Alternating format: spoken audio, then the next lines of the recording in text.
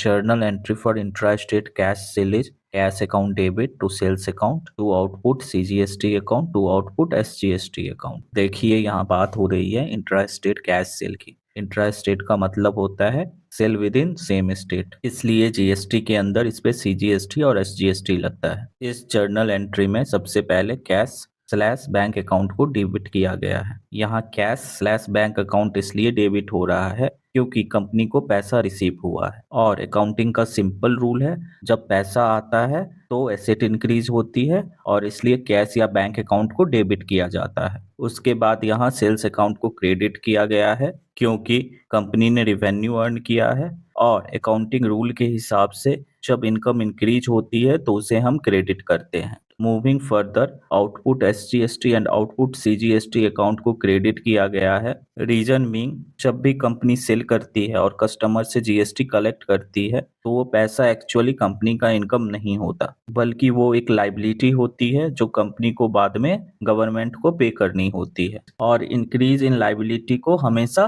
Credit किया जाता है।